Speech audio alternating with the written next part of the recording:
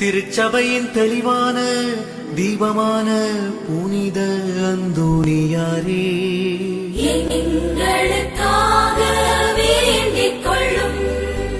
கீழ்ப்படிதலுக்கு உத்தம மாதிரிகையான புனித அந்தோனியாரே, எங்களுக்காக வேண்டிக் கொள்ளும். தரித்திரத்தை குறையற நேசித்தவரான புனித அந்தோனியாரே, எங்களுக்காக வேண்டிக் கொள்ளும்.